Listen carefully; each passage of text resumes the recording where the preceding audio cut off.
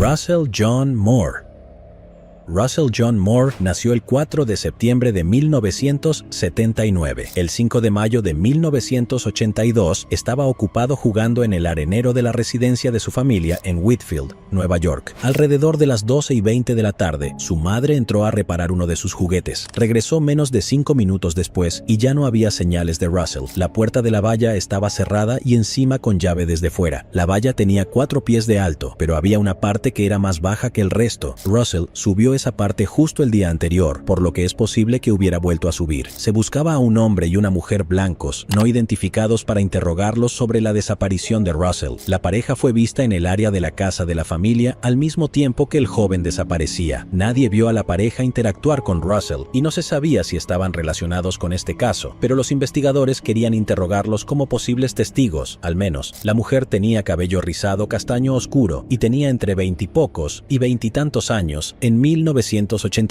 El hombre tenía cabello castaño claro y bigote. Se vio a la pareja viajando en un Corvette blanco de 1965 con techo convertible negro. Otros creen que Russell nunca fue secuestrado. Creen que es más probable que cayera a las cataratas del Niágara, que se encuentran a unos 100 metros de su casa. En 2005, un hombre de Texas se presentó creyendo que podría ser Russell, pero se hicieron pruebas de ADN y su ADN no coincidía. Inquietantemente, no se sabe más al respecto. Jean Spangler.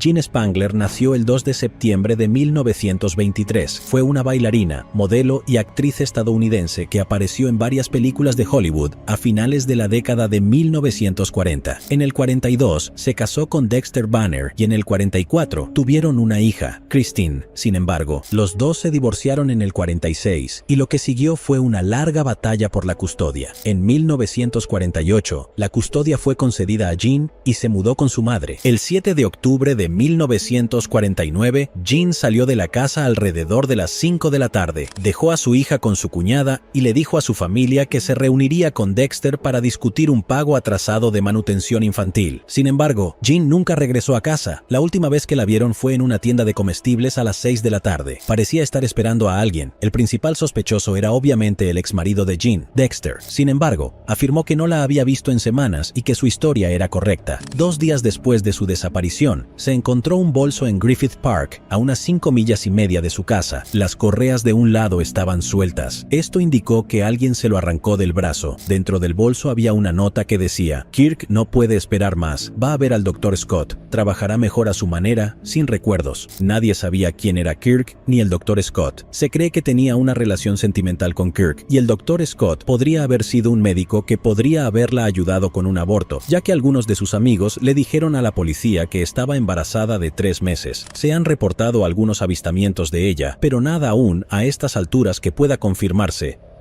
Mark Heimbaugh. Mark Heimbaugh era un niño de 11 años que vivía en Dalhoven, Nueva Jersey. Su apodo era Jorge el Curioso. Mark tenía pelo rojo, ojos azules y pecas. Luchó contra el TOC, trastorno obsesivo compulsivo, y estaba tomando medicamentos para ayudarlo. También tenía frecuentes rabietas y arrebatos de ira. El 25 de noviembre, la madre de Mark lo dejó salir para ver cómo los bomberos apagaban un incendio a aproximadamente un cuarto de milla de casa. También aprovechó para salir del hogar y hacer un recado rápido de 5 minutos.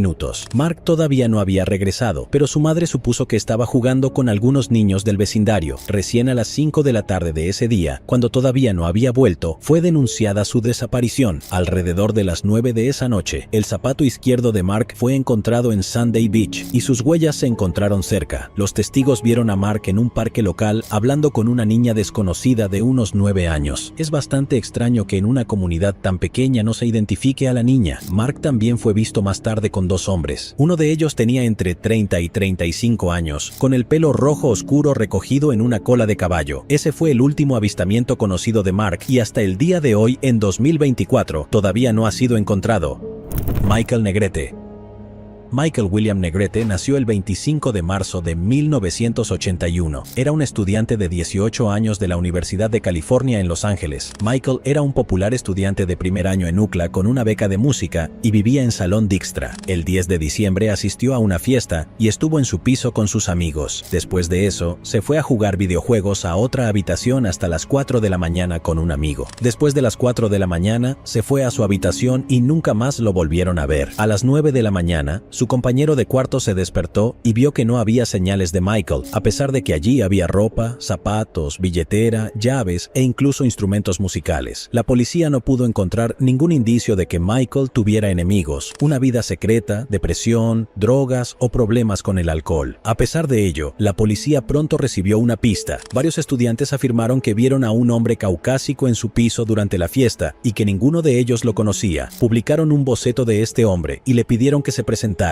pero nunca lo hizo. Se presentaron a la policía más de 500 pistas, pero lamentablemente ninguna condujo a ninguna parte. Los padres de Michael contrataron a 2 investigadores privados y ofrecieron una recompensa de $100,000 por información que condujera al paradero de Michael. Todo sigue siendo un misterio.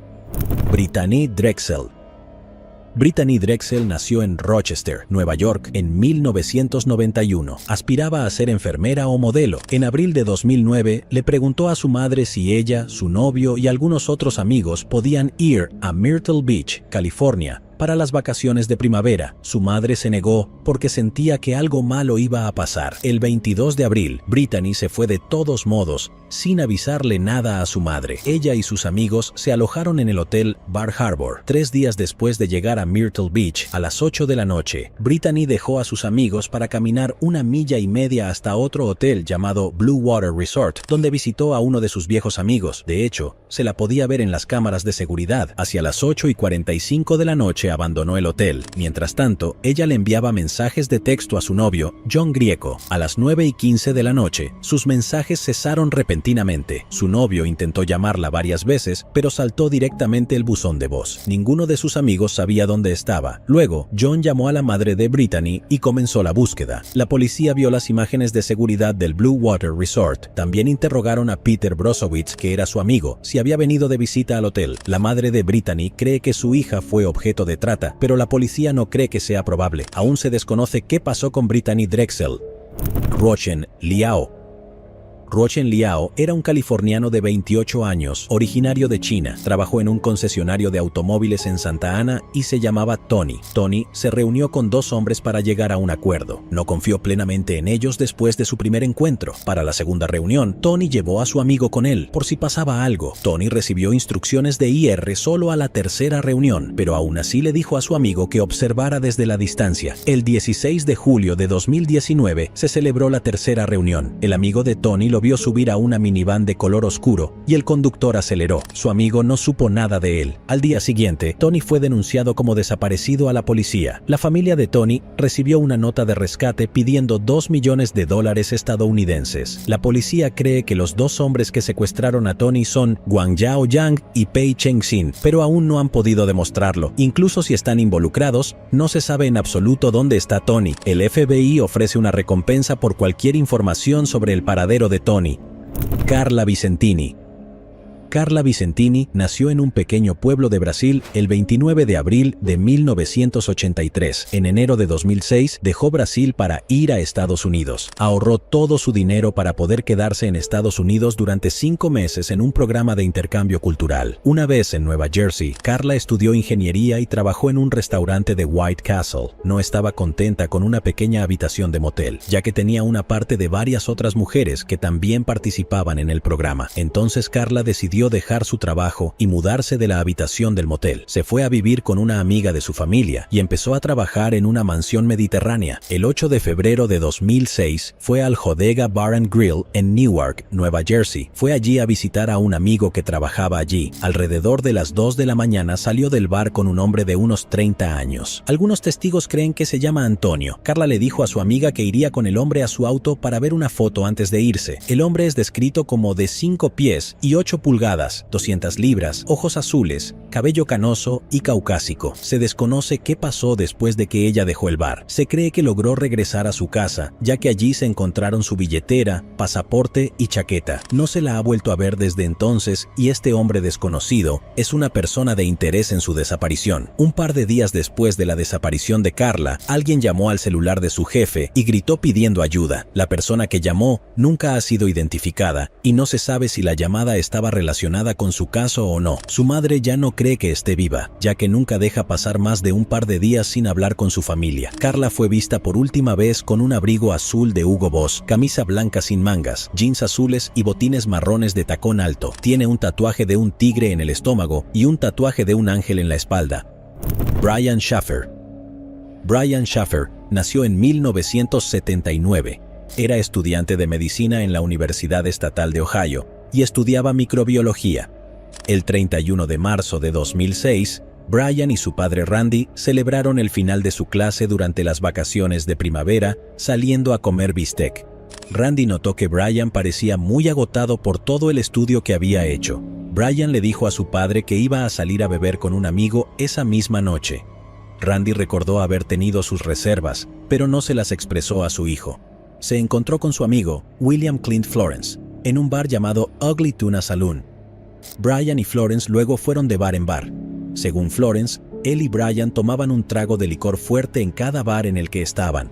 Luego, pasada la medianoche, los dos, junto con algunos otros amigos, regresaron al Ugly Tuna Saloon, donde de alguna manera se separaron. Alrededor de las 2 de la madrugada, sus amigos abandonaron el bar, asumiendo que Brian ya se había ido a casa, sin avisarles. El lunes por la mañana perdió su vuelo a Miami. Luego, Brian fue denunciado como desaparecido a la policía de Columbus. La policía inició la investigación en el Ugly Tuna Saloon, donde habían visto a Brian por última vez. El bar tenía cámaras instaladas y mostró las imágenes a la policía. Vieron a Brian y sus amigos entrar al bar, pero nunca más lo vieron salir. La policía dijo que es posible, sin embargo, que se cambiara de ropa, usara un sombrero y mantuviera la cabeza gacha al salir. Curiosamente, su amiga Florence se negó a someterse a la prueba del detector de mentiras. La policía también pensó durante un tiempo que Brian podría ser víctima del asesino de la cara sonriente, pero pronto abandonó esta teoría. Hasta el día de hoy, la policía sigue recibiendo pistas sobre este caso y está segura de que encontrará a Brian Shaffer. Crystal Ann Timmick. Crystal Ann Timmick nació el 23 de septiembre de 1987. Vivía en el área de Hyde Park, en el centro sur de Los Ángeles. El 30 de junio de 1994, Crystal, de 6 años, estaba ocupada recogiendo melocotones de la casa de su vecino con sus hermanos. Esto sucedió entre las 2 y las 5 de la tarde. Luego, sus hermanos entraron a su casa, dejando a Crystal sola afuera. Un par de minutos más tarde, regresaron para decirle que entrara, pero no había señales de Crystal. Llamaron a la policía de Los Ángeles, pero tampoco pudieron encontrar a Crystal. Ninguno de los vecinos notó nada inusual en el área en el momento de su desaparición. En 2005, la policía registró el espacio de acceso de una casa al otro lado de la calle donde ella vivía. Encontraron huesos, pero luego resultó que eran huesos de animales. El caso de Crystal sigue sin resolverse hasta el día de hoy. Su familia todavía vive en la misma casa con la esperanza de saber qué pasó con su hija. Esta es una imagen de cómo podría lucir hoy. Fue vista por última vez con una camiseta rosa, pantalones cortos con estampado floral y zapatillas blancas con imágenes del personaje de dibujos animados, La Sirenita. Se sabe muy poco sobre este caso. Jonathan Fraser. Jonathan Fraser nació el 11 de mayo de 1995 en Honolulu, Hawái. Fue visto por última vez el 30 de julio de 2016 en su apartamento a las 9:30 de la noche. 9 días después, el 8 de agosto, su Honda Hatchback gris de 2 puertas, modelo 1994 con matrícula de Hawái, número SXC021, fue encontrado cerca de la intersección de Summer Street y Culliway Road. Así luce su cicatriz. Su familia no cree que se hubiera ido por su propia voluntad y se sospecha que se trató de un delito. Jonathan sufre de una condición médica no especificada que requiere medicación diaria. Tiene cabello castaño y ojos color avellana. Tiene 4 cicatrices en la cara, 2 en la barbilla, una debajo del ojo izquierdo y otra debajo de la nariz. El FBI ha ofrecido una recompensa de $20,000 por cualquier información que conduzca al paradero de Jonathan. Una cosa interesante a tener en cuenta es que Jonathan sufrió un accidente automovilístico muy grave apenas unos meses antes de su desaparición.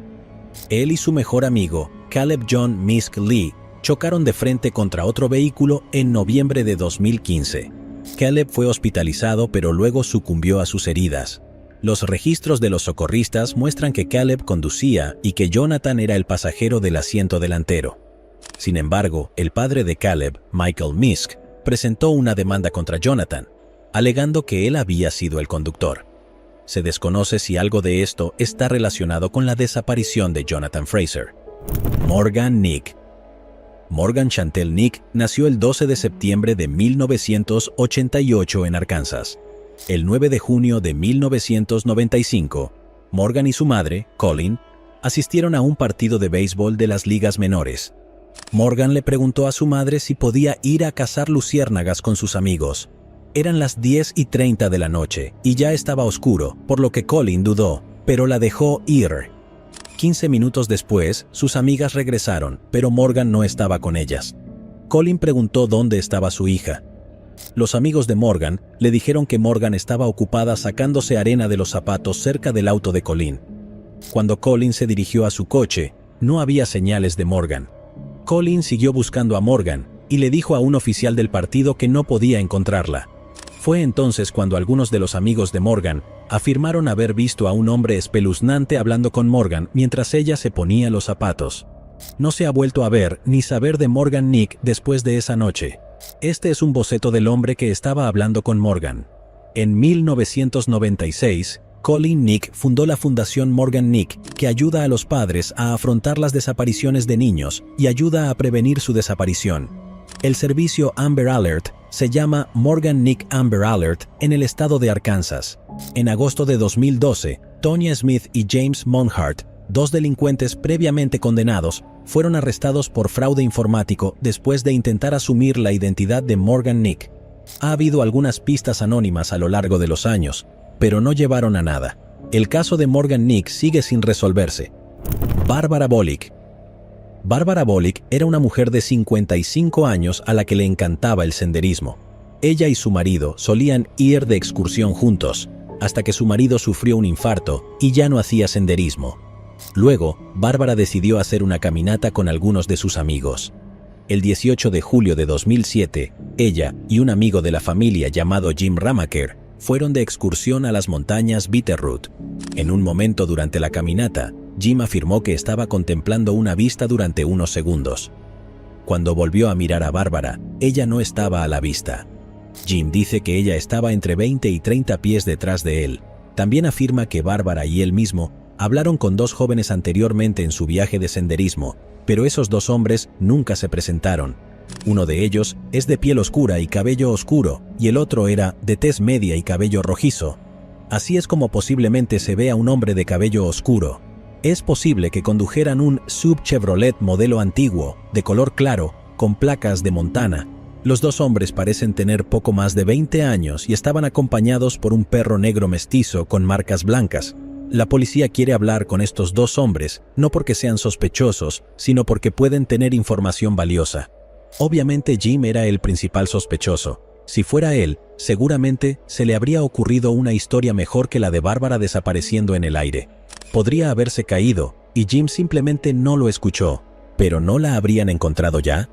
Algunos dicen que Bárbara se fue por voluntad propia, pero eso es poco probable. Si quería huir, ¿por qué traer a alguien con ella en primer lugar? Es mucho más probable que alguien se la hubiera llevado. Tal vez esos dos jóvenes que nunca se presentaron. Garrett Bardsley. Garrett Bardsley, de 12 años, y su padre, Kevin Bardsley, estaban en un viaje por la naturaleza con la tropa de Boy Scouts de Garrett en las montañas Wintow en el condado de Summit, Utah. La mañana del 20 de agosto de 2004, los dos se levantaron temprano para ir a pescar. Garrett se acercó demasiado al lago y sus zapatos y calcetines se empaparon. Garrett decidió caminar de regreso a su tienda para cambiarse de zapatos. Kevin mantuvo sus ojos en su hijo y le recordó qué direcciones tomar. Después de 20 minutos, Kevin se preocupó porque su hijo no había regresado. Cuando fue a ver cómo estaba, Garrett no estaba a la vista. La única evidencia que se encontró fue un calcetín a aproximadamente media milla del lugar donde desapareció. La madre de Garrett afirma que es el calcetín de su hijo, pero una de las personas que buscó a Garrett afirmó que era el suyo. La policía local cree que se perdió y falleció debido a la exposición. Kevin Bardsley ha declarado que nunca perderá la esperanza de encontrar a su hijo. El área donde desapareció Garrett tiene un terreno muy accidentado. El día que desapareció, la temperatura era casi helada y llovió y granizó. Garrett tiene cabello castaño claro y ojos nasales. Tiene un pequeño espacio entre los dos dientes frontales superiores. Fue visto por última vez vistiendo un jersey Quicksilver con capucha negro, pantalones deportivos, una camiseta blanca, calcetines hasta el tobillo y zapatillas Converse blancas. Patty Krieger. Patty Krieger fue de excursión con su perro, cuyo nombre es Bear, en Salt Mountain cerca de Rockport, Washington. Estaban acompañados por su novio, Larry Lee Bresley, y algunos de sus familiares. Según Larry y sus familiares, estaban en una montaña para esparcir las cenizas de los padres de Larry que fallecieron unos meses antes. Dicen que Patty y Bear tomaron un camino diferente. Asumieron que los senderos se unirían. Patty y Bear no aparecieron al final. En lugar de esperar, Larry y su familia fueron a comprar comida a un supermercado. 4 horas más tarde regresaron a la montaña y solo entonces denunciaron la desaparición de Patty. Por alguna razón, Larry le dijo a la policía que eran la familia de Patty. Esto significó que la verdadera familia de Patty no fue notificada de su desaparición de inmediato. Al día siguiente, cuando no se presentó a trabajar, su jefe notificó a su hijo Alan. Alan hizo todo lo posible por entrar a la casa de su madre, pero Larry no lo dejó entrar. Cabe destacar que Larry, que era un delincuente, tenía las llaves y la licencia de conducir de Patty y uno de sus amigos tenía el teléfono de Patty. Larry destrozó todas sus pertenencias dentro de la casa y condujo sus autos por toda la ciudad en lugar de su propio auto. Él y su familia tampoco cooperaron. Menos de un mes antes de su desaparición, le dijo a un compañero de trabajo que tenía miedo de que Larry le hiciera algo. La familia de Patty todavía la busca todos los días en las montañas. Están convencidos de que Larry tuvo algo que ver con su desaparición. Richie Edwards. Richie Edwards nació el 22 de diciembre de 1967 en Gales. Se unió a la banda Manic Street Preachers. Richie fue inicialmente su conductor antes de ser aceptado como cuarto miembro. El 15 de mayo de 1991, un periodista preguntó a Richie sobre la autenticidad y los valores de la banda. Richie respondió grabando las palabras reales en su brazo con una hoja de afeitar. Sufría de una depresión severa y hablaba abiertamente de hacerse daño. 2 semanas antes de desaparecer, empezó a retirar poco a poco todo el dinero que tenía en su cuenta bancaria. La noche antes de desaparecer, le regaló un libro a uno de sus amigos llamado Novela con cocaína. Le dijo a su amigo que leyera la introducción. La introducción del libro detalla la vida de alguien que desapareció. Y eso es exactamente lo que hizo Richie el 1 de febrero de 1995. Desapareció. Todos los indicios apuntan a que vive por voluntad propia, pero no es imposible pensar cómo pudo haber decidido poner fin a su propia vida. Jean Johnson. Jean Johnson era una viuda de 70 años de Nuevo México. Su marido había fallecido 8 años antes, en 2011. Todavía tenía a su hija, Heidi Johnson. El domingo 26 de mayo de 2019, Jean le envió a Heidi una foto del perro que estaba cuidando para uno de sus amigos. El lunes por la noche, Heidi intentó llamar a Jean, pero no contestó. Lo intentó nuevamente el martes, pero obtuvo el mismo resultado, lo que la preocupó ya que los dos solían hablar al menos 3 veces al día. Resulta que tenía un motivo para preocuparse. Un amigo para quien Jean había cuidado perros llamó a Heidi y le dijo que Jean no dejó al perro el lunes como habían acordado. Heidi fue a la casa de su madre. La puerta principal estaba ligeramente abierta. El perro todavía estaba dentro y tuvo algunos accidentes, lo que indica que no lo han dejado salir desde hace bastante tiempo. Jean no estaba a la vista. Su única posesión que faltaba era su pistola. Heidi le dijo a la policía que Jean solo se habría enojado con ella si hubiera un puma demasiado cerca de su casa o si alguien la asustara. Jean es descrita como de 5 pies y 6 pulgadas de alto. Pesa 130 libras, con cabello castaño claro y ojos verdes. Daniel Lind Lagerlöf. Daniel Lind Lagerlöf nació en 1969. Fue director de cine y también dirigió un par de series de televisión en Suecia. Daniel se casó con su novia de mucho tiempo, Malene Lagerlöf, en 1997. Tuvieron 3 hijos juntos. Malene era guionista y a menudo escribía proyectos para que los dirigiera su marido. El 6 de octubre de 2011, Daniel estaba ocupado buscando un lugar de rodaje previsto en una reserva natural de Trementina. Nunca regresó con su esposa y sus 3 hijos. Se cree que Daniel quedó atrapado en rocas resbaladizas por grandes olas que barrían la zona y lo arrastraron al mar cerca de los escarpados acantilados. Estaba completamente solo, por lo que no hay testigos. A día de hoy todavía no hay señales de Daniel Lind Lagerlöf. Cheyenne Clues. Tuve la oportunidad de tenerte como mi mejor amigo durante 11 años de mi vida. Ve a buscar a mamá y hazle compañía allá arriba. Te amo. Cheyenne se deprimió y se podía ver cuánto sufría en una publicación que hizo en Facebook. Empezó a salir con gente que no era buena para ella. Una de estas personas era Gabe Sederkis, de 31 años. En un momento, Cheyenne y Gabe fueron arrestados. Ella fue acusada de obstruir la identificación y el transporte ilegal de alcohol, mientras que Gabe fue acusado de posesión de una sustancia controlada. La noche del 27 de noviembre, Cheyenne salió de su casa con una computadora portátil y algunas prendas de vestir.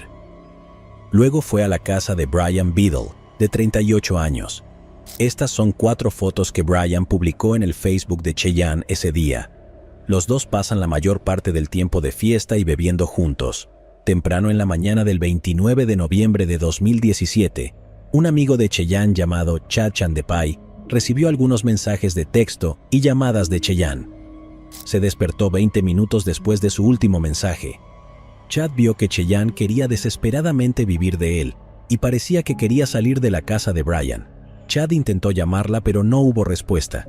Luego llamó a Brian, quien le dijo que había dormido 18 horas después de beber tanto y que cuando despertó, Cheyenne ya no estaba. Tampoco parece conocerse el día en que se denunció su desaparición. Vi a algunas personas decir el 1 de diciembre, el 11 de diciembre y también el 12 de diciembre. Se sabe que fue su padre quien denunció su desaparición. El 11 de diciembre de 2017 se realizó una llamada al 911 desde el teléfono de Cheyenne. La persona que llamó inmediatamente colgó. Se desconoce si fue Cheyenne quien llamó o alguien más. Si su padre denunció su desaparición el 11 de diciembre, como dicen algunas fuentes, también sería una gran coincidencia que una llamada al 911 y su desaparición ocurrieran el mismo día.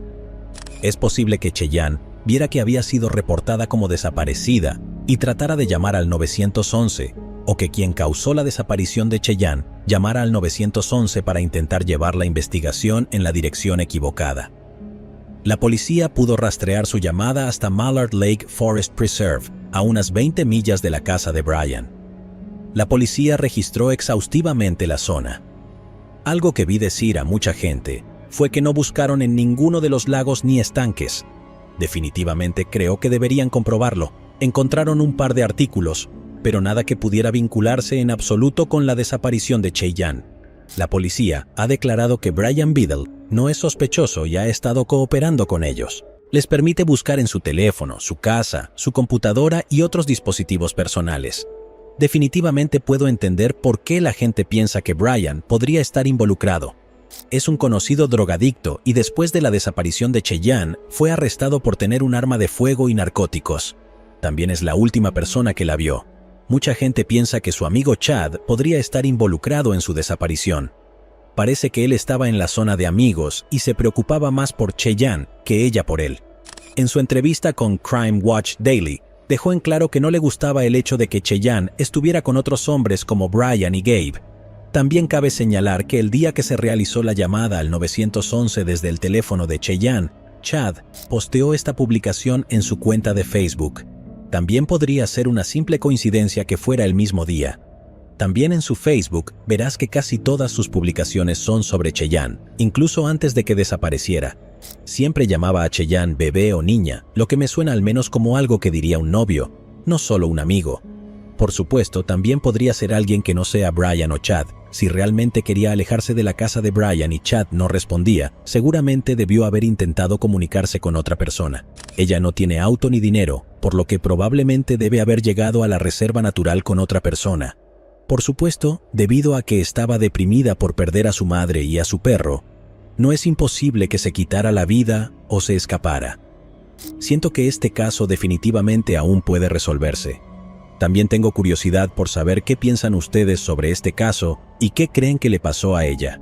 Cheyenne tenía cabello castaño, ojos marrones, un tatuaje en el dedo meñique, múltiples tatuajes en el brazo derecho, incluida una cabeza india en la parte superior del brazo a la altura del hombro. y un tatuaje de una calavera, una rosa rosada y una palabra escrita en letras en el interior de su antebrazo.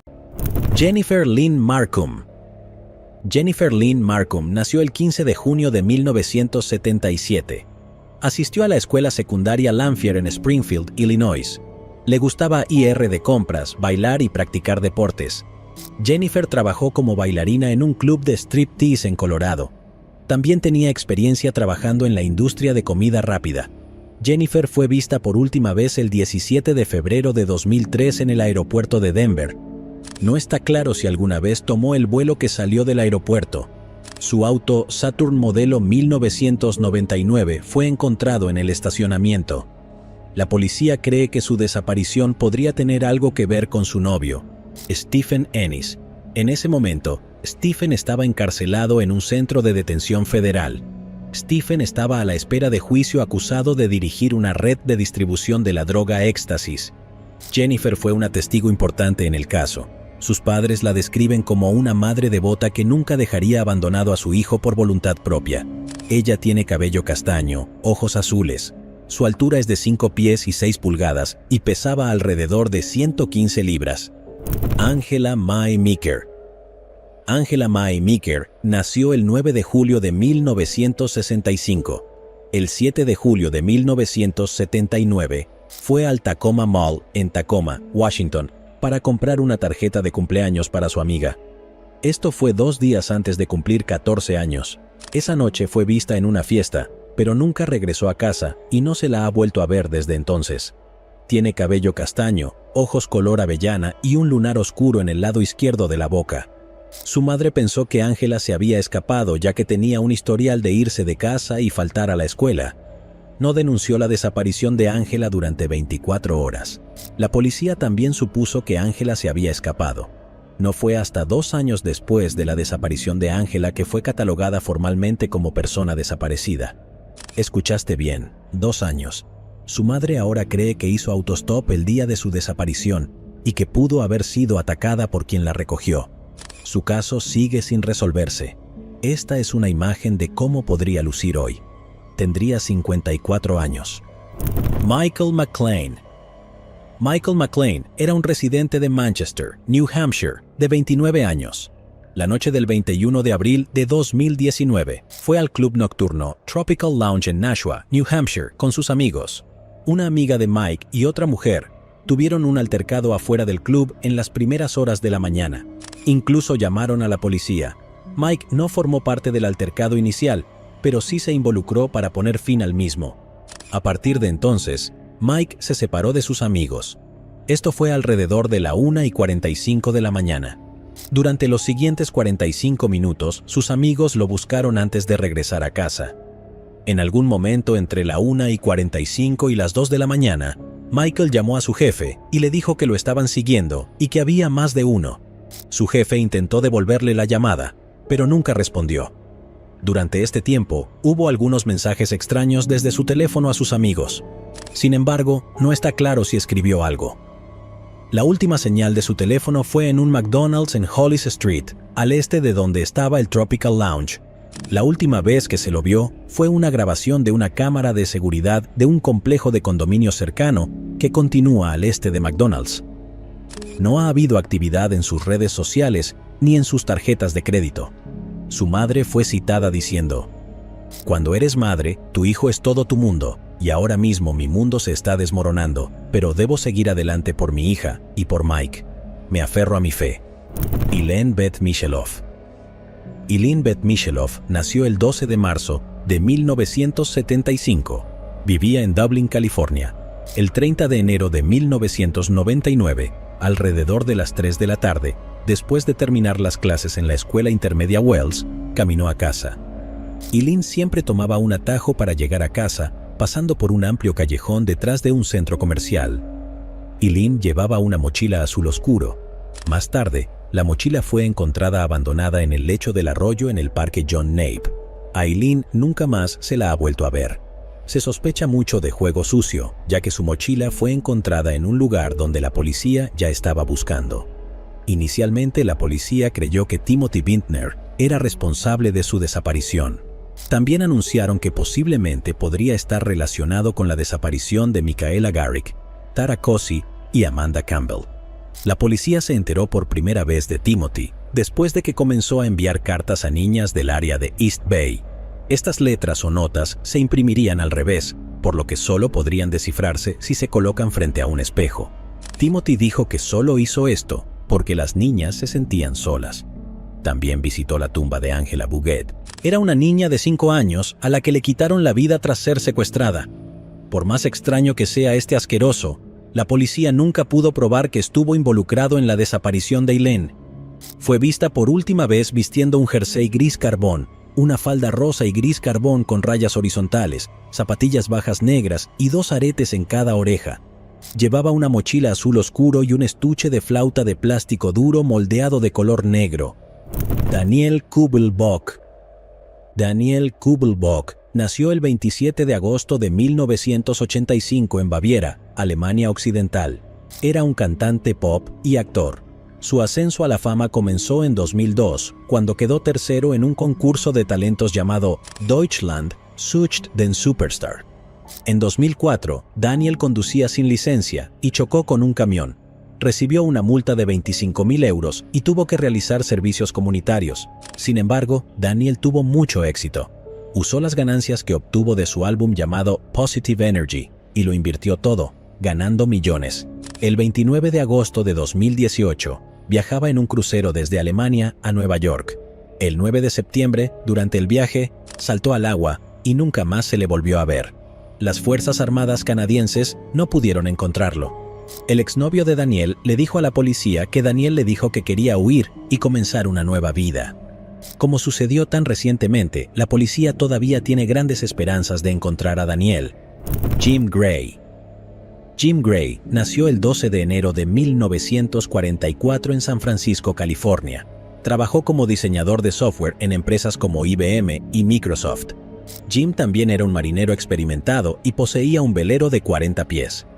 El 28 de enero de 2007 salió a pasar un día en su velero para esparcir las cenizas de su madre. Nunca regresó y no se le ha vuelto a ver desde entonces. Era un día despejado y no se recibió ninguna señal de socorro. La última parte es extraña porque su barco tiene una posición de emergencia automática que indica una radiobaliza que debería haberse activado si hubiera algún problema. Lo buscaron utilizando aviones, helicópteros y barcos. Incluso hubo una búsqueda submarina que se hizo con tecnología sofisticada. Desafortunadamente, hasta el día de hoy, todavía se desconoce el paradero de Jim Gray. La Universidad de California, Berkeley y la familia de Gray organizaron un homenaje el 31 de mayo de 2008. El Software Worldwide Telescope de Microsoft está dedicado a Gray. En 2008, Microsoft abrió un centro de investigación en Madison, Wisconsin, que lleva el nombre de Jim Gray. Michaela Joy Garrecht. Michaela Joy Garrecht nació el 24 de enero de 1979. Vivía en Hayward, California con sus padres Rod y Sharon. La mañana del 19 de noviembre de 1988, Michaela y su amiga Katrina salieron de casa a las 10 de la mañana. Luego montaron sus scooters hasta el Rainbow Market. Los dos querían conseguir algo de comida y refrescos. Cuando salieron de la tienda, caminaron a casa y se olvidaron por completo de los scooters. Lo recordaron y regresaron a la tienda. Llegaron allí, pero notaron que faltaba uno de los scooters. Entonces Michaela vio que estaba tirado en el estacionamiento cerca de un automóvil estacionado. Mientras se inclinaba para recogerlo, un hombre desconocido la levantó y la metió en su coche. La única testigo fue Katrina y corrió dentro de la tienda para buscar ayuda. La empleada llamó a la policía, pero ya era demasiado tarde. Michaela, de 9 años, ya no estaba. La búsqueda de Michaela fue realmente extensa. En el primer año, la policía recibió más de 5.000 pistas y se imprimieron 42 folletos sobre personas desaparecidas. A pesar de todas las pistas y esfuerzos realizados para encontrarla, aún se desconoce el paradero de Michaela. Su caso fue el primer caso de un niño desaparecido que apareció en America's Most Wanted en 1988. El caso de Michaela también apareció en Unsolved Mysteries ese mismo año. El descubrimiento de J.C. Lee Duggar en 2009 dio a los padres de Michaela la esperanza de que la encontrarían con vida. Su madre Sharon mantiene un blog activo dedicado a Micaela y la búsqueda para encontrarla. Cada año, en el aniversario de su secuestro, los miembros de la comunidad se reunían y colocaban cintas en el árbol junto a donde estaba estacionado el auto del secuestrador. En mayo de 2019, el FBI publicó una recompensa de $10,000 por información sobre la desaparición de Micaela. En 2020, el caso de Micaela sigue abierto. Amber Elizabeth Cates. Amber Elizabeth Cates nació el 3 de febrero de 1988 en Spring Hill, Tennessee. El 11 de abril de 2004, salió de la casa de su madre en el condado de Maury, Tennessee, con un amigo llamado James Gordon en un Mazda dorado.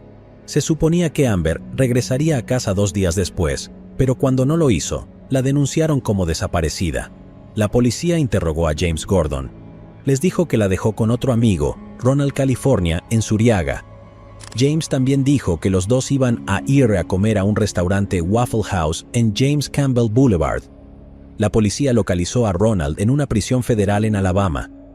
Ronald le dijo a la policía que la dejó en un garaje en Columbia, Tennessee, después de que ella comprara tinte para el cabello. También afirma que no tiene idea de lo que le pasó a Amber después de dejarla. La hermana mayor de Amber, Brenda James, afirma que Amber estaba involucrada con gente mala, pero que a menudo bebía y consumía sustancias ilegales. Brenda se convirtió en la tutora legal de Amber apenas unos días antes de que la vieran por última vez. Brenda ya no cree que Amber esté viva, pero sí lo está, como lo estaría en Georgia o Texas. Al principio se creyó que Amber simplemente se había escapado, pero el hecho de que hubieran pasado tantos años hizo que la policía creyera que había cometido un delito. Desde entonces no se ha visto ningún rastro de Amber. Su número de seguro social no ha sido utilizado desde 2004 y tampoco ha usado su teléfono celular. Esta es una progresión de edad de cómo podría verse ahora. Ahora tendría 32 años. Ray Gricar. Ray Gricar nació el 9 de octubre de 1945 en Cleveland, Ohio. Se licenció en Derecho y comenzó su carrera como fiscal. En 1969 se casó con Barbara Gray, a quien conoció poco después de graduarse de la Universidad de Dayton. Luego, en 1978, los dos adoptaron una niña llamada Laura. Luego, 2 años más tarde, en 1980, se mudó a Pensilvania y trabajó como asistente del fiscal de distrito durante un tiempo. Luego, en 1985, fue elegido fiscal de distrito del condado de Center. Fue reelegido 4 veces, pero en 2005 dijo que no volvería a presentarse a la reelección. No todo en la vida personal de Ray salió según lo planeado. Se divorció de Bárbara en 1991. En 1996 se volvería a casar, pero ese matrimonio duró solo 5 años hasta 2001. Un año después, se mudó con su novia, Patty Fornicola. En mayo de 1996, el hermano mayor de Ray desapareció de su casa en Westchester, Ohio. Fue encontrado una semana después en el río Great Miami. La policía dictaminó que se quitó la vida. En 2005, el propio Ray desaparecería. A las 11:30 del 15 de abril llamó a Formicola. Esta fue la última vez que alguien supo de él. Cuando Ray no llegó a casa, Formicola llamó a la policía para denunciar su desaparición. Al día siguiente, los investigadores encontraron el Mini Cooper rojo de Ray. Estaba estacionado en el estacionamiento de una tienda de antigüedades en Lewisburg. Dentro del auto estaba su teléfono celular, pero no su computadora portátil, sus llaves ni su billetera. No había señales de juego sucio. Cerca de su auto hay un río, por lo que la creencia inicial fue que se quitó la vida de la misma manera que su hermano. Buscaron en el río, pero no había señales de él. Luego, la policía llevó perros rastreadores a su coche. Lo que encontraron les hizo creer que Ray se había subido al coche de otra persona. 2 meses y medio después de su desaparición, los pescadores encontraron la computadora portátil de Ray. Faltaba el disco duro del portátil, pero también fue encontrado varios días después. La policía también registró la casa de Ray, donde aún vivía Formicola, en busca de posibles pistas. En la computadora de casa encontraron algunas búsquedas interesantes, como por ejemplo, cómo destruir un disco duro, cómo freír un disco duro y cuáles son los daños en una computadora portátil. La policía ahora cree que lo más probable es que se haya quitado la vida, pero están investigando otras posibilidades, como por ejemplo un crimen. Con el trabajo de Ray se ganó muchos enemigos. También es posible que Ray quisiera empezar una nueva vida. De hecho, ha habido bastantes avistamientos de él. El más notable fue cuando un camarero y un policía fuera de servicio vieron quién creían que era Ray mientras miraba un partido de béisbol en Wilkes-Barre. Hay muchas posibilidades interesantes sobre lo que le pudo haber pasado, y muchos creen que lo encontrarán. Teresa Lynn Gibson. Teresa Lynn Gibson nació el 17 de agosto de 1960 en Knoxville, Tennessee. La mañana del 8 de octubre de 1976 se levantó temprano para prepararse para ir a la escuela. Tenía que prepararse para un largo viaje en autobús, ya que su clase tenía una excursión al Parque Nacional Great Smoky Mountains. Teresa realmente no quería hacer este viaje y expresó sus preocupaciones a su padre. Se alegró de ver que afuera estaba lloviendo cuando despertó y confiaba en que el viaje sería cancelado. Para su consternación, se enteró de que el viaje aún continuaba cuando llegó a Birden High School. Definitivamente no estaba vestida para hacer senderismo. Incluso tenía un anillo de diamantes y zafiros que le costó $600. Alrededor de las 12:30 los autobuses escolares llegaron a un estacionamiento cerca de Fournier Ridge Trail. Este sendero tenía 1,8 millas de largo y conducía a un lugar llamado Andrews Bald. Cuando los estudiantes llegaron a Andrews Bald, todos tuvieron que regresar al estacionamiento. Varios estudiantes vieron a Teresa llegar a Andrews Bald y fue vista por última vez a unos 3/4 de milla del estacionamiento. Lo extraño de su desaparición es que había muchos estudiantes detrás y delante de ella. Su desaparición se registró 30 minutos después de que fuera vista por última vez. Un maestro y un estudiante regresaron por el sendero, mientras todos los demás estudiantes tuvieron que esperar en el autobús, pero no pudieron encontrar a Teresa. El maestro, Wayne Gundlup, llamó entonces al Servicio de Parques Nacionales y presentó un informe. También se quedó atrás mientras todos los demás regresaban a Knoxville, Tennessee. Esa noche, 19 voluntarios se reunieron para buscar a Teresa. Para entonces, el tiempo era muy malo. La búsqueda inicial se vio muy dificultada por la lluvia y la niebla. Los funcionarios escolares tuvieron que informar al señor y la señora Gibson sobre la desaparición de Teresa. Luego, los Gibson fueron ellos mismos a las montañas humeantes para ayudar en la búsqueda. A pesar de la búsqueda y de mucha cobertura mediática, nadie pudo encontrar a Teresa. 5 años después de su desaparición, su padre fue entrevistado y expresó su agradecimiento hacia todos los que han ayudado a encontrarla. También dijo que estaba decepcionado con la escuela que no contaba con mejores políticas para proteger a los estudiantes. Han pasado más de 4 décadas desde que desapareció y nadie la ha visto. Algunos de sus compañeros creen que se escapó, pero no se puede demostrar. Tampoco hay señales de que se haya cometido un delito. Mona Blade. Mona Blade, de 18 años, vivía en Hamilton, Nueva Zelanda, en 1975. Trabajaba como dependienta. Mona vivía con su hermana, Lillian, el marido de Lillian, Tom, y su sobrina, Angela. En Nueva Zelanda, la reina Isabel II es bastante importante y celebran su cumpleaños cada año. Mona quería visitar a sus padres, que vivían en Hastings, para la celebración y decidió hacer autostop. Temprano en la mañana del 31 de mayo de 1975, comenzó a hacer autostop. Mona fue vista por un camionero mientras se subía a un Stetson naranja, similar a este, en una zona llamada Taupo. El conductor del camión volvió a ver el coche más tarde en una carretera aislada, pero no vio a Mona todavía en el coche. El conductor del vehículo fue descrito como de mediana edad, calvo, gordo y posiblemente con gafas. Sus padres no sabían que vendría, ya que era una visita sorpresa. Eso significó que a su familia solo se le informó que estaba desaparecida 3 días después de que fue vista por última vez. Se suponía que iba a empezar un nuevo trabajo, y cuando no llegó, alertaron a su familia y llamaron a la policía. Se lanzó una búsqueda masiva de ella. No hay mucha gente desaparecida en Nueva Zelanda, así que fue una gran noticia. Mona fue descrita como de 5 pies y 6 pulgadas, de tez clara, cabello castaño miel y ojos azules. Cientos de pistas llegaron inmediatamente, colocándola en muchos lugares diferentes. La pista que más se siguió al principio fue la del camionero que la vio subirse al Stetson. La zona donde se vio el coche en la carretera aislada fue registrada por perros, policías, voluntarios y helicópteros. Se emitió una recompensa de $10,000 por cualquier información. La policía incluso revisó todos los Stetson similares en Nueva Zelanda. En diciembre, no había señales de Mona ni de ningún hombre con el que fue vista por última vez, por lo que se redujo la investigación. Algo que obstaculizó la investigación inicial fueron las fotografías que la familia proporcionó de Mona. En las fotos, ella era más joven y tenía el pelo más largo. Cuando desapareció, tenía el pelo mucho más corto.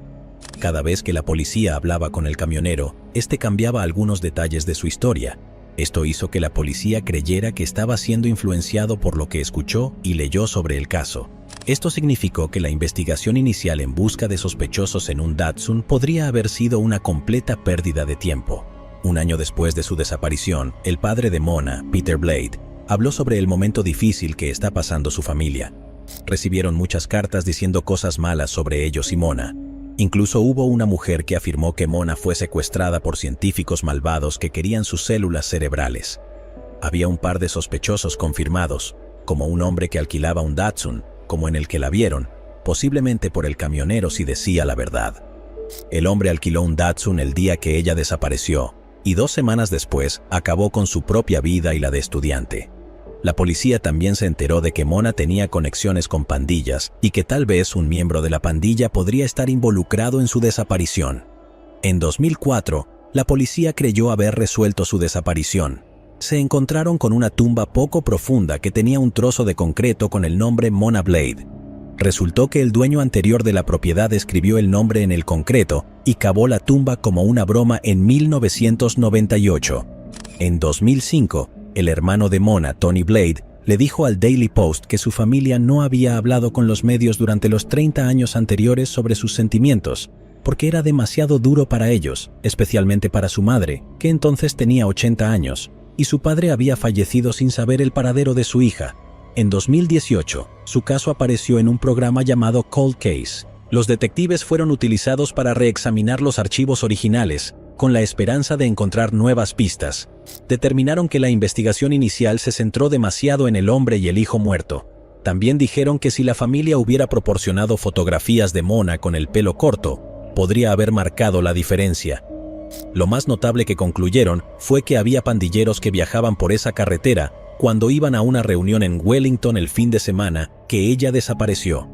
Han pasado poco más de 45 años desde su desaparición y aún se desconoce su paradero. Lo positivo, sin embargo, es que la policía sigue buscando y de vez en cuando aparecen nuevas pistas. Kimberly Ann Langwell. Kimberly Ann Langwell nació el 24 de febrero de 1965 en Beaumont, Texas. Su apodo era Kim. Alrededor de las 5:30 de la tarde del 9 de julio de 1999, Kimberly, de 55 años, llamó a su hija adolescente. Kimberly le recordó los planes que había hecho para cenar esa noche y que regresaría a casa poco después de visitar a una amiga. Kimberly no llegó a casa y su novio empezó a buscarla cuando se preocupó. Encontró su auto abandonado en el estacionamiento de un centro comercial en Dowland Road. Así es como se ve su auto. Faltaban la billetera de Kimberly y las llaves de su auto. Su teléfono celular y otros objetos personales todavía estaban dentro del auto. No había señales de ella, por lo que el novio llamó a la policía. Se realizó una extensa búsqueda en la zona, pero no arrojaron ninguna pista sobre su paradero. Sus familiares creen que pudo haber ido a la farmacia del centro comercial, pero no saben qué pasó después de que se fue. También dijeron que es extraño para ella no tener contacto con su hija, ya que son tan cercanas. Fue interesante que su familia también dijera que creían que el novio era responsable de su desaparición. Incluso le dijo a su familia, e incluso a ella, que se quitó la vida para que no lo crean. Kimberly también le dijo a su hermana que nunca dejara de buscar sus restos si algo le sucedía. Se la describe como una mujer caucásica, cabello rubio y ojos azules. Tiene una cicatriz debajo de la barbilla. Tiene una marca de nacimiento de color púrpura rojizo en la parte media e inferior de la espalda y sus orejas están perforadas. Sabrina Eisenberg. Sabrina Paige Eisenberg nació el 27 de junio de 1997 en Vallerico, Florida. Cuando Sabrina tenía 5 meses, el 24 de noviembre, su madre Marlene Eisenberg se despertó a las 6 de la mañana y fue a la cocina. Le sorprendió bastante que la puerta del lavadero estuviera abierta. Cuando Marlene entró al lavadero, vio que la puerta del garaje también estaba abierta. Luego fue a ver a Sabrina. Marlene descubrió que Sabrina no estaba en su cuna. La noticia conmocionó a la comunidad y la policía supo que debía encontrar al secuestrador rápidamente. La policía se enteró de que los Eisenberg dejaron la puerta del garaje abierta durante la noche. En la habitación de Sabrina se encontró una huella de zapato no identificada y un cabello rubio. Pese a ello, la policía centró toda su atención en los padres de Sabrina. Sin embargo, Marlene y Steve Eisenberg negaron cualquier implicación. Afirmaron que creían que alguien que no podía tener un bebé propio se coló en la casa y se llevó a Sabrina. También hicieron un llamado público para que quienquiera que fuera se presentara y trajera a Sabrina a casa sana y salva. La policía no se lo creyó y se llevó varios objetos de la casa para analizarlos. Se tomó un video de los Eisenberg sonriendo alegremente mientras salían de la casa apenas un día después de la desaparición de Sabrina. Lo que tampoco ayudó en su caso fue cuando la policía encontró un video tomado por sus padres apenas unos días antes de su desaparición. Mostraba a Sabrina con muchos moretones en la cara y le faltaba un mechón de pelo en la cabeza. Luego, los Eisenberg contrataron a un abogado y dijeron que se someterían a la prueba del polígrafo después de que la prueba, según Marlene, no había resultado concluyente. La policía dijo más tarde que el resultado no había sido concluyente, pero no quisieron decir si aprobó o suspendió.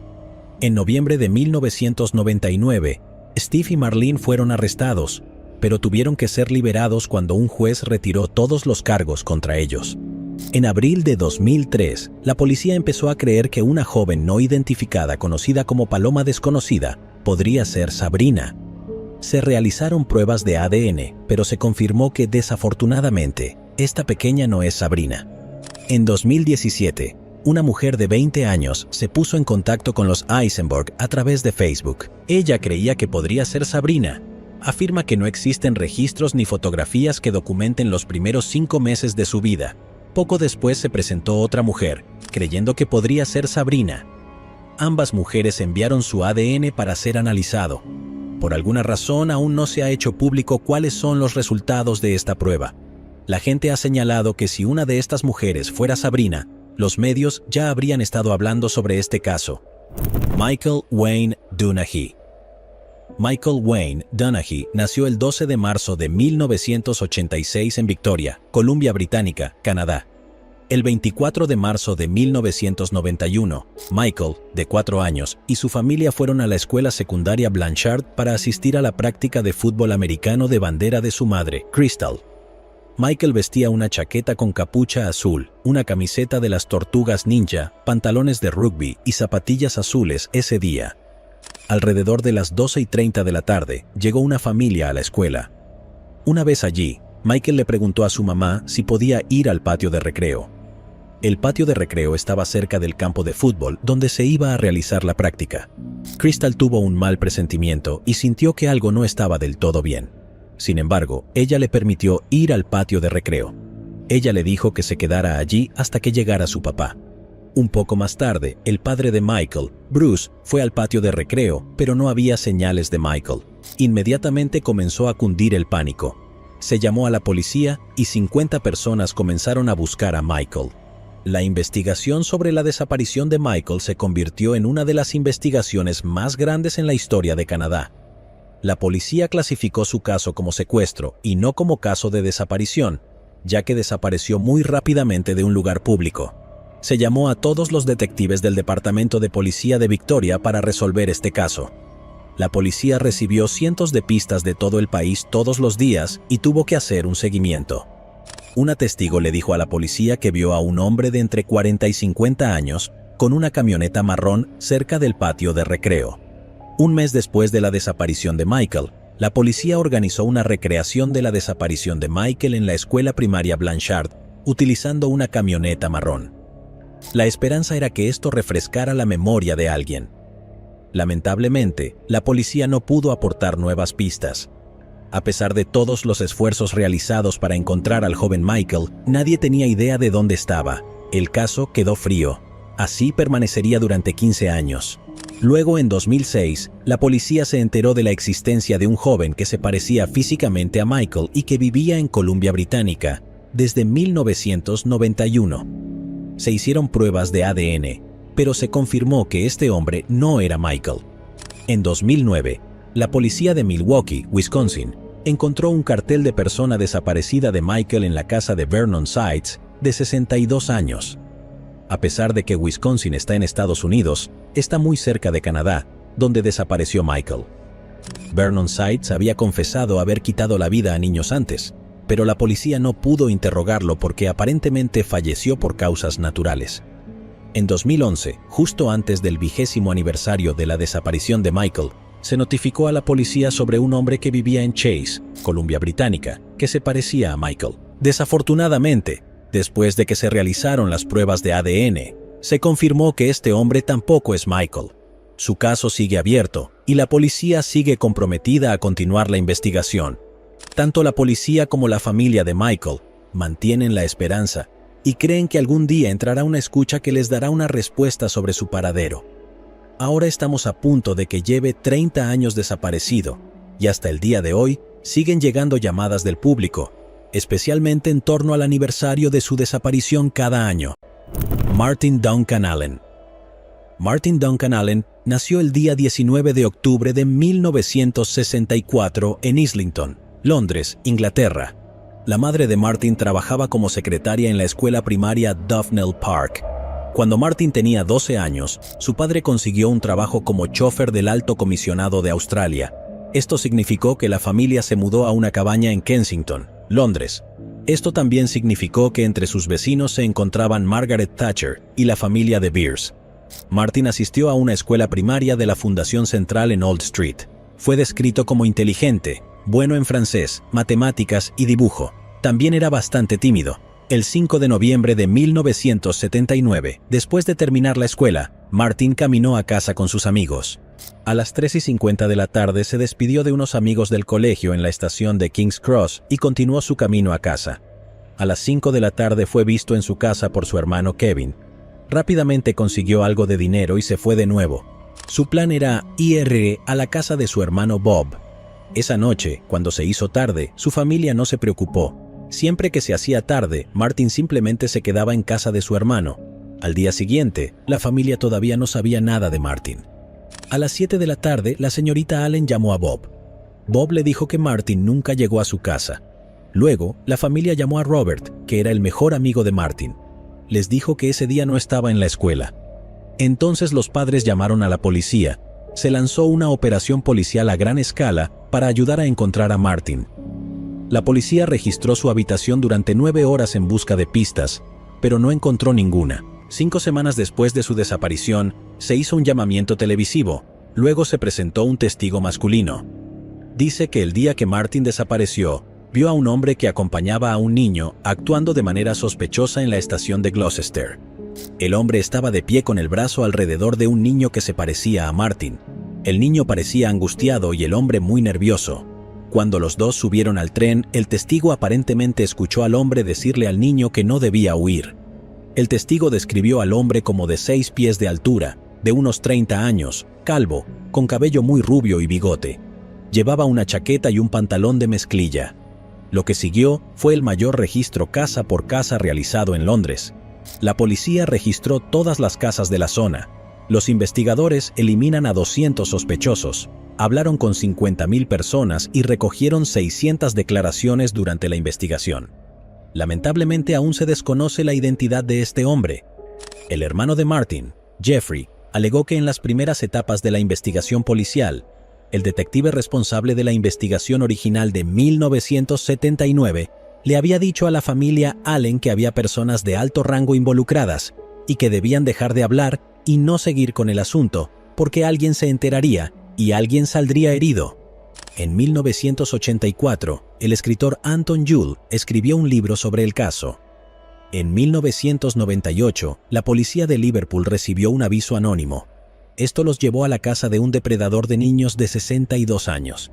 En su casa encontraron un santuario dedicado a Martin, recortes de periódicos, fotografías y una lápida grabada en memoria de Martin Allen. Este extraño acontecimiento provocó un renovado interés en el caso. Pero lamentablemente la policía no pudo encontrar nada más que relacionara al hombre con la desaparición de Martin. En 2009, la policía dijo a la familia que los expedientes de la investigación fueron destruidos por una inundación. También en 2009, los padres de Martin admitieron que no tenían esperanzas de volver a verlo con vida. Creen que fue secuestrado. Afirmaron que su única esperanza es saber qué pasó y por qué pasó. Lamentablemente, nunca lo sabrán ya que ambos fallecieron. Susan Walsh. Susan Walsh nació el 18 de febrero de 1960. Desde muy joven aspiró a ser poeta. Asistió a la Universidad William Patterson. Allí estudió inglés y escritura. Susan también trabajó como periodista para el periódico universitario. Susan estaba luchando para pagar su matrícula, por lo que durante algún tiempo trabajó como bailarina exótica y stripper. También tuvo luchas contra el abuso de sustancias y el alcoholismo. Sin embargo, se graduó en 1998 con una licenciatura. Después de graduarse, trabajó como escritora para publicaciones de ingeniería y negocios. Susan se casó con Mark Walsh, hermano del músico Joe Walsh. Al año siguiente, 1985, la pareja tuvo un hijo llamado David. El 16 de julio de 1996, Susan abandonó su complejo de apartamentos en Nutley, Nueva Jersey. Compartía el apartamento con su hijo. Para entonces, ella y Mark tenían problemas y ya no estaban casados. Vivía en el apartamento debajo de ellos.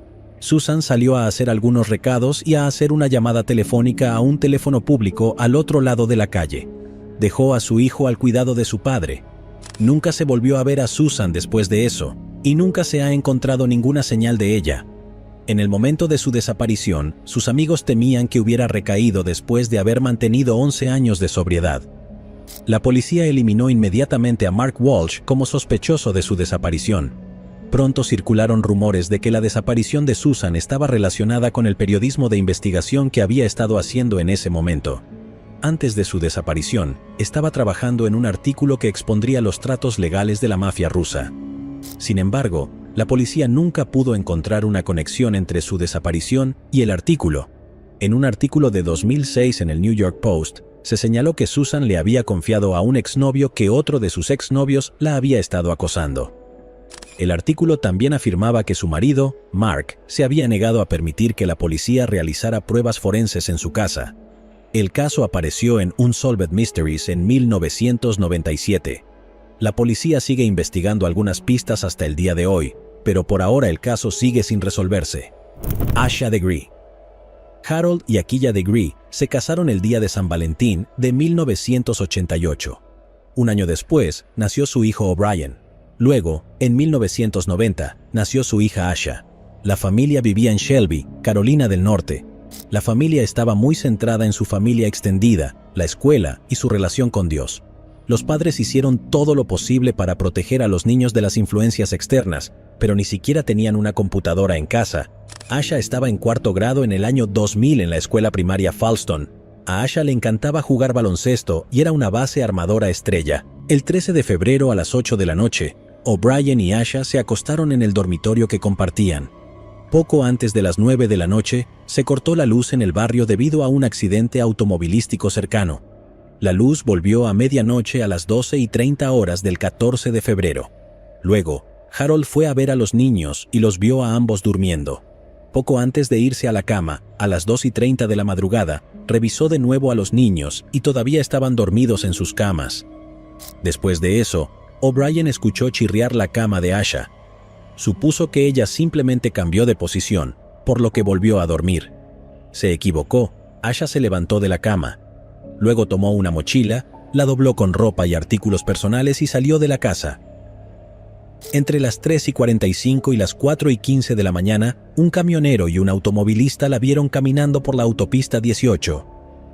Asha vestía una camiseta blanca de manga larga y pantalones blancos. El automovilista giró su vehículo porque le pareció extraño que una niña caminara a esas horas. Vio a Asha correr hacia el bosque al borde del camino y luego desaparecer. Estaba lloviendo y parecía que se avecinaba una tormenta. Jecuela se despertó a las 4:45 de la mañana para preparar a los niños. Estaba de buen humor. Era el día de San Valentín y también su aniversario de bodas. Cuando abrió la habitación de los niños a las 6:30 de la mañana, notó que O'Brien estaba en su cama, pero Asha no estaba en la de ella. La buscó por toda la casa e incluso en los autos familiares, pero aún no había señales de Asha. Jecoela luego le dijo a Harold. Sugirió que tal vez Asha cruzó la calle hacia la casa de su madre. Luego, Jecoela llamó, pero le dijeron que Asha no estaba allí. Fue entonces cuando cundió el pánico y llamaron a la policía. A las 6:40 la policía llegó a su casa. Tenían perros policía, pero los perros no podían detectar su olor afuera. Jecoela recorrió el barrio gritando el nombre de Asha. A las 7 de la mañana, todos estaban despiertos y buscando a Asha. Las noticias locales también llegaron al lugar y gracias a ellas, el camionero y el automovilista se acercaron y contaron a la policía lo que vieron. La policía ahora sabía en qué dirección se dirigía Asha, pero aún así no pudo encontrarla. Al final del día, todavía no había señales de ella. Al día siguiente, se encontraron envoltorios de dulces en un cobertizo de un negocio cercano a lo largo de la carretera. Junto a ellos había un lápiz, un marcador y un lazo para el pelo con forma de Mickey Mouse. Se confirmó que estos artículos pertenecían a Asha. También ese día, Jecoela descubrió que la ropa favorita de Asha faltaba en su habitación. Así supieron que Asha debía haber empacado ropa y algunos objetos personales en su mochila. Después de una semana se suspendió la búsqueda de Asha. Se invirtieron 9.000 horas hombre en buscarla. La policía también siguió todas las pistas. Se colocaron carteles de personas desaparecidas en toda la zona. La creencia era que Asha se escapó, especialmente porque ella misma empacó las cosas. Por otro lado, no es típico que un niño de 9 años se escape. Tampoco había ninguna razón para que ella huyera. No tenía una familia disfuncional y le fue bien en la escuela. Un mes después de la desaparición de Asha, la familia acudió al programa de Montel Williams para llamar la atención sobre el caso. America's Most Wanted y el programa de Oprah Winfrey también le dedicaron segmentos. A pesar de todos los esfuerzos, nadie tenía idea de lo que le pasó a Asha. Aquí ya se sintió realmente frustrada. Ella dijo públicamente que la gente no está haciendo lo suficiente y cree que es porque Asha es negra y no blanca. Aproximadamente un año y medio, el 3 de agosto de 2001, la mochila de Asha y otros artículos fueron descubiertos durante un proyecto de construcción de la autopista 18 en el condado de Burke, cerca de Morganton. Fue encontrado a 26 millas o 42 kilómetros de Shelby, donde vivía la familia. Todas las cosas estaban envueltas en una bolsa de plástico. El FBI lo llevó para realizar más análisis forenses. Los resultados de esta prueba aún no se han hecho públicos. La familia de Asha todavía intenta mantener el caso en los medios. En 2008, establecieron una beca a su nombre para un estudiante local que lo mereciera. También organizan una caminata anual para crear conciencia y recaudar dinero para financiar su búsqueda. También hay fotografías de cómo se veía en aquel entonces y de cómo podría verse ahora. En mayo de 2016, el FBI anunció que tenía una posible nueva pista. Dijeron que es posible que hayan visto a Asha subiéndose a un Lincoln Continental verde oscuro de principios de la década de 1970. La pista parecía prometedora, pero todavía no ha conducido a ninguna parte. La familia todavía cree que algún día Asha cruzaría la puerta y se reunirían. Weldon Keys. Se sabe muy poco sobre el próximo caso. Además, dado que ocurrió hace 65 años, las probabilidades de que alguna vez se resuelva son muy bajas. Sin embargo, decidí cubrirlo. Weldon Keys nació en 1914. Fue un poeta, pintor, novelista, cuentista y cineasta estadounidense, entre muchas otras cosas. Keys es considerado un importante poeta de mediados del siglo XX. Su trabajo todavía se estudia en las escuelas de hoy. Su trabajo ha tenido una inmensa influencia en las generaciones posteriores de poetas que escribieron en inglés. Keys estaba muy frustrado porque su trabajo no pudo funcionar tan bien como esperaba. Admitió ante sus amigos que a veces tenía ganas de desaparecer. El 19 de julio de 1955, su automóvil fue encontrado abandonado en el lado del puente Golden Gate del condado de Marin. No está claro si decidió huir, empezar una nueva vida o si decidió acabar abruptamente con su vida. Shonda Stansbury. Shonda Renee Stansbury tenía 24 años cuando desapareció en Weldon, Carolina del Norte. Stansbury fue vista por última vez alrededor de las 6 de la mañana del 9 de diciembre de 2006 en el lugar de trabajo de su hermana, Waffle House. Tenía muchos moretones en la cara y las piernas y un chichón en la sien. Uno de los clientes de Waffle House la llevó hasta West Side Trailer Court en Roanoke Rapids. Stansbury se había estado quedando con amigos en el complejo de casas rodantes antes de su desaparición, pero el día que la vieron por última vez, le pidieron que se fuera. No se ha vuelto a oír de ella jamás. Inicialmente, la policía creyó que Stansbury se fue voluntariamente. Sin embargo, a las 11:30 de la mañana del 14 de diciembre, una mujer en el condado de Weldon, Carolina del Sur, llamó al 911 y dijo que había visto a una mujer que creía que era Stansbury corriendo hacia el bosque detrás de la tienda de información de la autopista 158 en Halifax, Carolina del Norte. La mujer colgó sin identificarse y los investigadores no pudieron rastrear la llamada, pero unos días después la policía la localizó y habló con el testigo.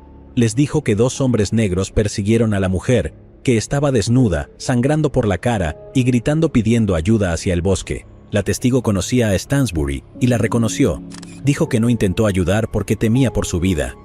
El testigo describió a uno de los hombres que perseguía a Stansbury como de entre 28 y 32 años, de 5 pies y 8 pulgadas de alto, de tez oscura, brazos grandes y complexión robusta.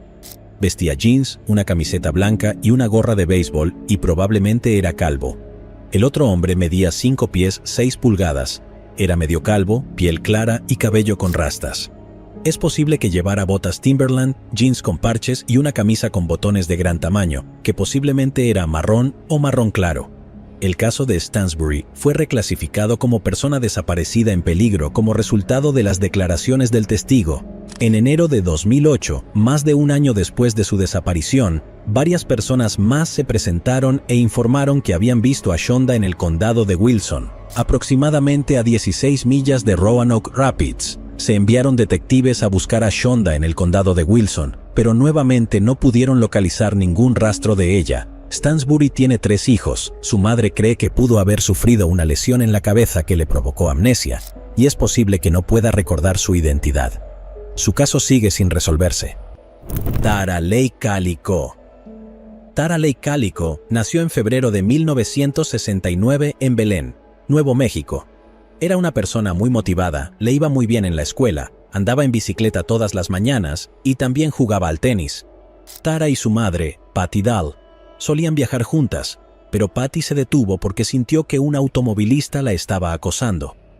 El 20 de septiembre de 1988, Tara salió de su casa poco después de las 9 de la mañana para dar su habitual paseo en bicicleta. Su madre le aconsejó que llevara spray de pimienta, pero Tara rechazó la idea. Sin embargo, le dijo a su madre que si no estaba en casa a las 12 de la mañana, que viniera a recogerla, porque tenía planes de ir a jugar tenis con su novio después de las 12 de la mañana. La mayor parte de su paseo en bicicleta se realizó a lo largo de New Mexico State Road 47.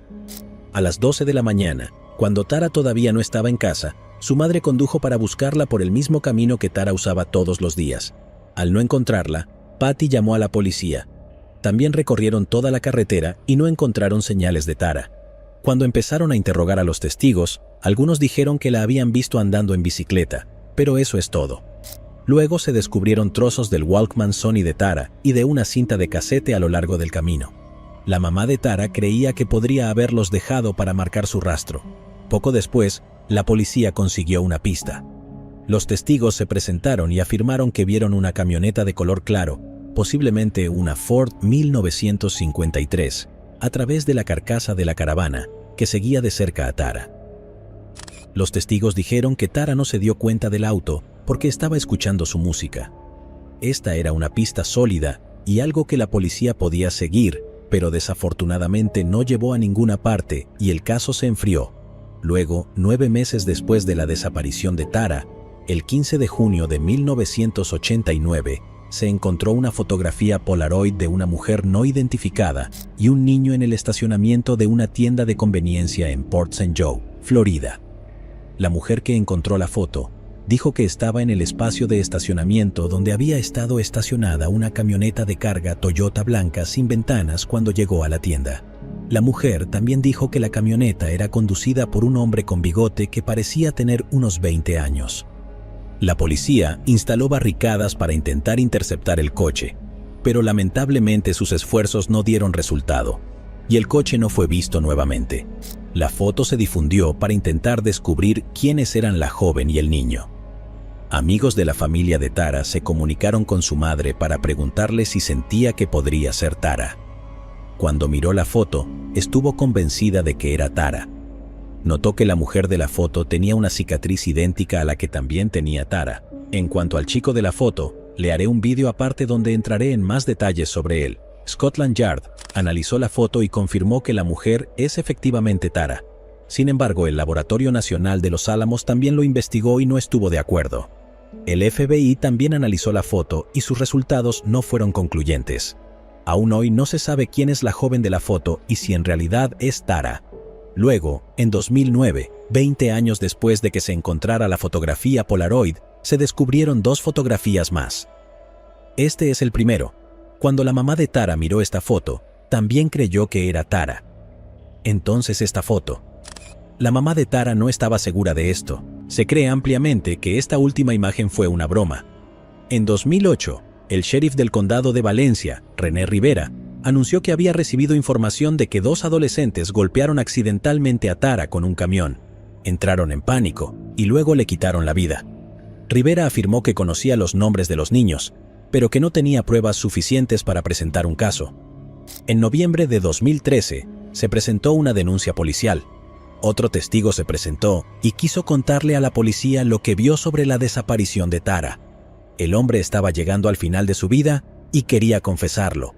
Afirmó que en 1988 era amigo de 2 alborotadores. Un día que estaban jugando en un sótano, sus 2 amigos hablaron de cómo acabaron con la vida de Tara.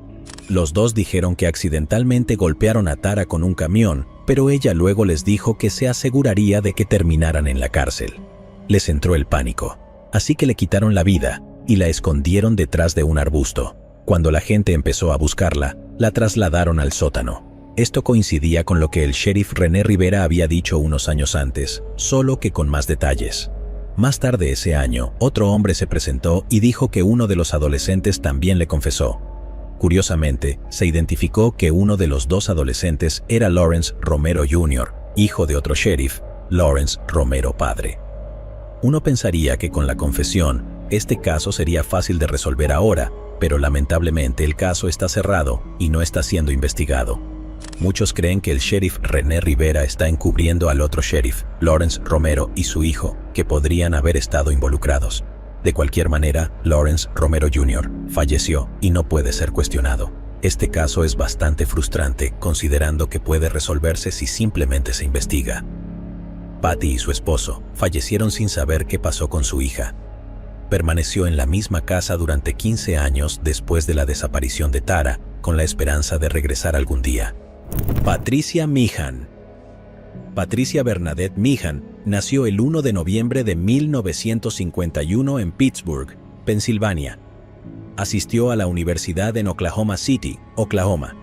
Allí, estudió desarrollo infantil temprano para poder prepararse para una carrera en la guardería. Sin embargo, no duró mucho y decidió hacer otra cosa. En 1985 se mudó a Bozeman, Montana. Allí trabajó en un rancho porque amaba a los animales. Patricia también hizo algunos trabajos ocasionales para poder mantenerse. El 19 de abril de 1989, Patricia habló con su padre por teléfono y le dijo que estaba muy estresada y que tenía muchas ganas de volver a casa. La noche siguiente, a las 8:15 de la noche, una mujer llamada Peggy Weller y su padre viajaban hacia el oeste por la autopista 200, cerca de Circle, Montana. Fueron testigos de un vehículo que conducía hacia el este por el lado equivocado de la carretera. Peggy logró virar bruscamente y evitó una colisión frontal. Sin embargo, el vehículo chocó contra el auto detrás de Peggy. El coche que acaba de estrellarse era conducido por una operadora de policía fuera de servicio, Carol Hayes. Afortunadamente, Carol resultó ilesa. Vio a una mujer rubia salir del otro auto que chocó contra ella. Luego, la mujer rubia se acercó a ella y la miró fijamente como si estuviera mirando a través de ella. La mujer no dijo nada. Luego saltó la valla y se quedó inmóvil, simplemente observando la escena. Era casi como si fuera una espectadora, no como si le hubiera pasado a ella. Luego, Peggy observó a la mujer alejarse hacia un campo vacío antes de desaparecer. Luego, Peggy condujo hasta la ciudad para alcanzar un teléfono mientras su padre se quedaba con Carol. La policía llegó pronto y la mujer rubia no estaba a la vista. Sin embargo, gracias a su coche, pudieron identificarla. Al cabo de 30 minutos, fue identificada como Patricia Meehan. La policía intentó encontrarla. Aproximadamente a 1 milla del lugar del accidente, encontraron un rastro de huellas de zapatillas de tenis. Los investigadores siguieron el rastro hasta aproximadamente las 3 de la madrugada, hasta que las huellas se detuvieron repentinamente. Entonces, decidieron informar a la familia de Patricia. Luego, su familia vino inmediatamente a Montana para ayudar en la búsqueda. La familia distribuyó más de 2.000 folletos sobre personas desaparecidas en la zona. Los voluntarios locales también comenzaron a buscar utilizando caballos y vehículos todoterreno. La familia de Patricia incluso utilizó un helicóptero de búsqueda. Desafortunadamente, todo esto fue en vano. La policía intentó determinar por qué Patricia estaba en la zona en primer lugar. El lugar del accidente estaba a unas 400 millas de donde vivía. Los investigadores creyeron que Patricia debió haber hecho autostop fuera de la zona después del accidente. Si hubiera seguido a pie, la habrían encontrado. La madre de Patricia le dijo a la policía que estaba luchando contra la depresión. Al principio de la investigación se creyó que Patricia también padecía amnesia a causa del accidente. Ha habido más de 5.000 avistamientos de Patricia desde que desapareció. Solo mencionaré algunos que son más creíbles. 2 semanas después de la desaparición de Patricia, un oficial de policía en Luverne, Minnesota, afirmó haberla visto en un restaurante Hardee's. El policía la interrogó. Ella se negó a dar su nombre. Inicialmente, afirmó ser de Colorado y luego de Israel. Al día siguiente, se informaron 2 avistamientos más de Patricia. Una era una camarera de Sioux Falls, Dakota del Sur, que vio a Patricia sentada en un restaurante en una parada de camiones. Curiosamente, ese mismo día, otra camarera vio a Patricia en Murdo, Dakota del Sur. Esta camarera afirmó que Patricia estaba en compañía de un hombre que parecía tener unos 30 años. A pesar de todos los avistamientos y los esfuerzos que su familia, la policía y los voluntarios locales están realizando para encontrarla, nadie tiene idea de dónde está Patricia Meehan. Kyron Horman. Kyron Richard Horman nació el 9 de septiembre de 2002 en Portland, Oregon, de padres Desiree y Kane. Sin embargo, justo antes de que naciera Kyron, Desiree y Kane se divorciaron y Kane se casó con una mujer llamada Terry Moulton. El 4 de junio de 2010, Terry llevó a Kyron, de 7 años, a la escuela. Ella se quedó con él mientras él asistía a una feria de ciencias. Esta foto de aquí fue tomada en esa feria de ciencias. A las 8:45 de la mañana, Terry salió de la escuela. Vio a Kyron caminando por el pasillo hacia su primera clase. Sin embargo, Kyron nunca llegó a su primera clase y fue marcado como ausente ese día. Después de las 3 de la tarde, Terry, Kane y su hija Kiara esperaron en una parada de autobús para recoger a Kyron. Luego, el conductor del autobús les informó que Kyron nunca subió al autobús. Luego llamaron a la escuela y la familia se enteró de que, en lo que respecta a la escuela, Kyron no estaba en la escuela después de la feria de ciencias. Al darse cuenta de esto, llamaron a la policía. Lo que siguió fue la búsqueda más grande en la historia de Oregon. Durante la búsqueda salió información muy interesante. Resultó que Terry posiblemente se ofreció a pagarle al paisajista una gran cantidad de dinero para que sacara a Kane. Sin embargo, no se sabe al 100% si esto sucedió, especialmente porque el fiscal del distrito le dijo al paisajista que será deportado si no testifica contra Terry. De cualquier manera, Kane se divorció de ella y obtuvo una orden de restricción en su contra. Terry también falló 2 pruebas de polígrafo cuando le preguntaron sobre la desaparición de Kyron. En mayo de 2020, se publicó un libro titulado Chico Perdido, la búsqueda de Kyron Horman. En el libro se afirma que el conductor del autobús de Kyron, junto con un compañero de clase y 2 familiares del compañero de clase, vieron a Terry alejarse de Kyron por el estacionamiento después de la feria de ciencias. También se anunció que la policía está buscando a un hombre desconocido que fue visto en la camioneta de Terry el día que Kyron desapareció. Como puedes imaginar, Terry es la principal sospechosa, pero aún no hay pruebas suficientes. Ella todavía afirma que no tuvo nada que ver con su desaparición, e incluso acudió al Dr. Full en 2016 para proclamar su inocencia. Hasta el día de hoy no se sabe qué le pasó al pequeño Kyron, pero esperemos que lo sepamos pronto. Llegados aquí, ¿acaso no has visto este otro crimen? Yo no me lo perdería,